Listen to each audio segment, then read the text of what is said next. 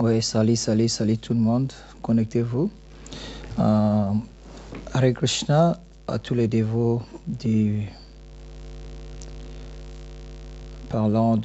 parler de la langue française. Je vous salue tous, connectez-vous. Et puis, pour les dévots qui parlent l'anglais, nous allons avoir une autre session avec vous.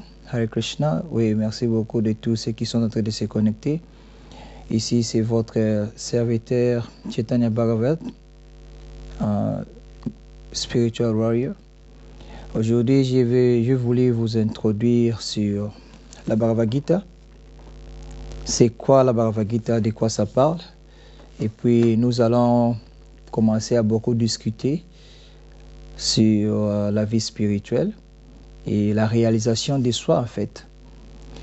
Oui, parce que nous connaissons nous tous que non, le monde souffre. Il y a beaucoup de gens qui souffrent dans ce monde. Mais on ne peut pas rester calme et rester tranquille sans pourtant rien parler et garder la connaissance avec nous.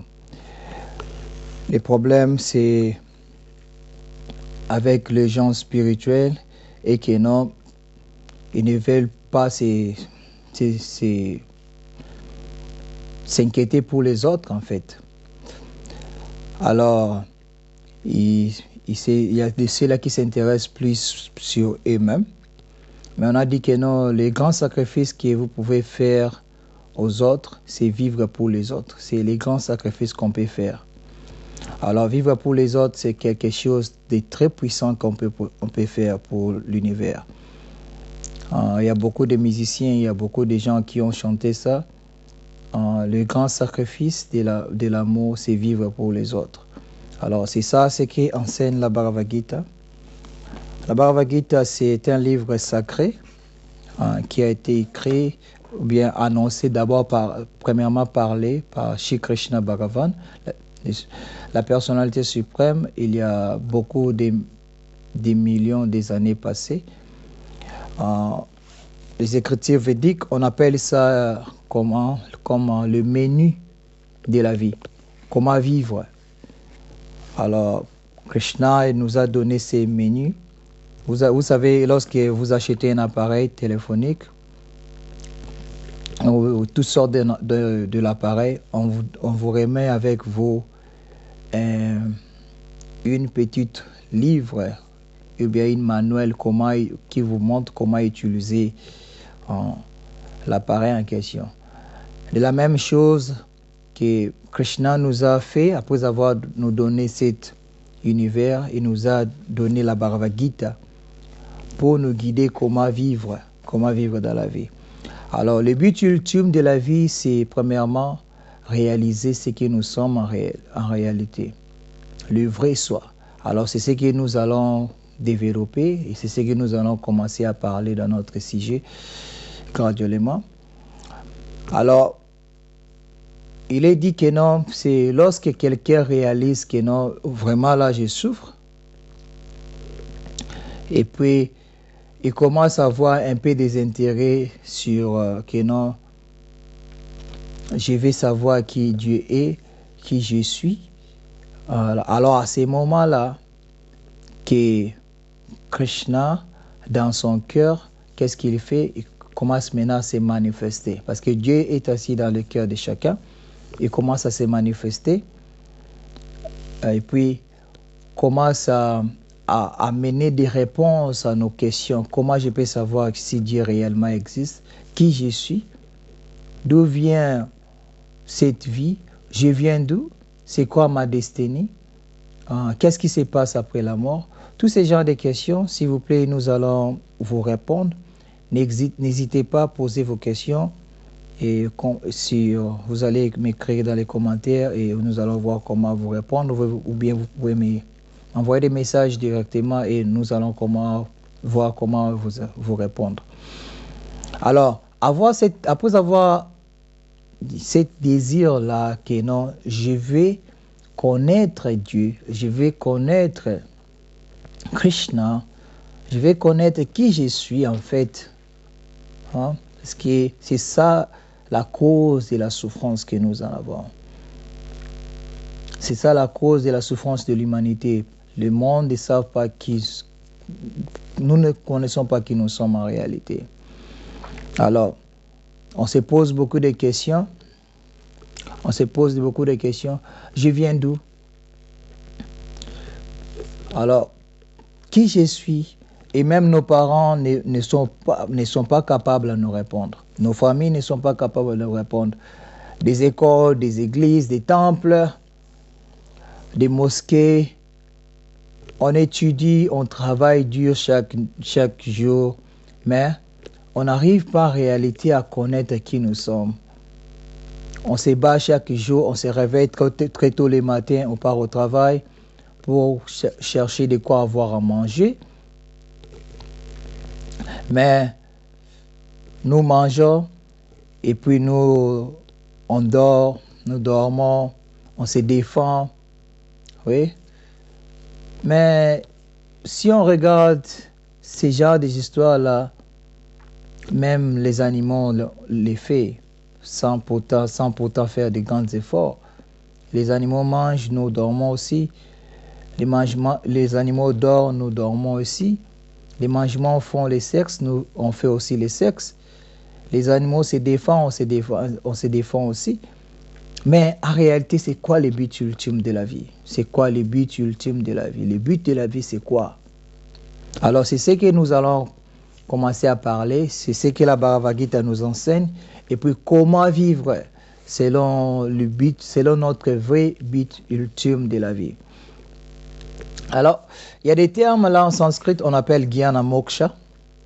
Hein, par Jnana qui veut dire la connaissance. Par la connaissance, seulement on peut atteindre les moksha. Moksha, ça veut dire la libération. Alors, nous tous, comme nous sommes là, nous avons besoin de ce qu'on appelle en anglais bliss, ou bien la joie supérieure. Nous voulons tous atteindre cela. Pourquoi nous voulons cela? Pourquoi nous voulons être toujours dans la joie? Pourquoi nous voulons toujours être toujours heureux? C'est parce que nous venons de cette joie-là. On appelle ça en sanskrit Ananda. Nous venons de l'Ananda, on vient de bliss, on vient de la joie. Alors voilà pourquoi on cherche comment, hein, on cherche cette joie-là éternelle, cette joie-là supérieure. Alors la Bhagavad Gita nous enseigne comment obtenir cette joie réelle. Comment obtenir cela? Ouais. Comment obtenir cette joie réelle? Alors, à moins que nous comprenons, nous sommes des âmes éternelles, nous sommes des parties et parcelles de Dieu, chez Krishna, il n'y a pas moyen que nous puissions atteindre l'Ananda. À moins que nous comprenions que nous sommes des âmes. À moins que nous comprenions que nous sommes des parties et molécules de Dieu. Nous sommes des parties et molécules de Shri Krishna. Alors, il n'y a pas moyen qu'on puisse atteindre l'Ananda là. Les Acharyas nous donnent l'exemple de l'océan. Il nous dit que non, vous pouvez comprendre Dieu, pour comprendre l'océan, il suffit tout simplement de tenir une goutte d'eau de l'océan et vous partez dans le laboratoire, vous examinez, vous allez voir que non, il y a toutes les qualités de l'océan, ça se trouve dans les gouttes d'eau là. C'est la même chose avec nous. Hein? Pour connaître Dieu, il faut d'abord commencer par s'analyser. Je suis ce corps ici. Je suis mon intelligence. Je suis mes pensées. Qui suis-je? Qui est le Seigneur? Comment on peut atteindre ce Seigneur-là? Alors, ces points-là, lorsque nous arrivons au moment pour comment connaître qui est le Seigneur, comment je peux obtenir le Seigneur, alors à ce moment-là que notre Krishna va commencer à nous donner l'intelligence. Il peut nous envoyer l'intelligence à travers des acharyas ou bien à travers des livres, à travers de grands maîtres spirituels qui pratiquent déjà la spiritualité. On peut expérimenter toutes les joies matérielles. On peut obtenir toutes les choses de ce monde ici. Je vous dis, malheureusement, ça donne beaucoup de déceptions. Tu peux acheter l'iPhone actuel qui est dans les marchés, mais je vous garantis, après 30 jours, vous pouvez faire cette analyse-là. Après 30 jours, vous allez chercher à avoir quelque chose qui est plus supérieur à cela. Tu peux épouser la plus belle fille, la plus belle fille du monde. Tu le mets dans ta maison, mais après juste 30 jours du mariage, tu commences à chercher à voir ailleurs. Oui, c'est ce qui se passe dans le monde aujourd'hui. Tu peux acheter le véhicule actuel qui est dans les marchés les plus coûteux, ce qui est dans les marchés aujourd'hui.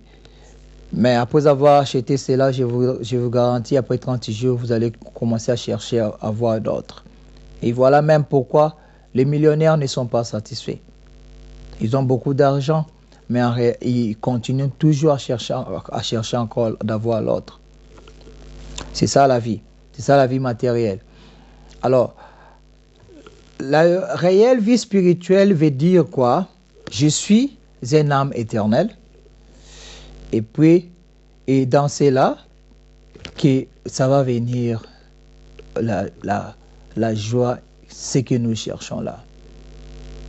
La Bhagavad Gita contient à propos 700 versets et 18 chapitres. Krishna a parlé,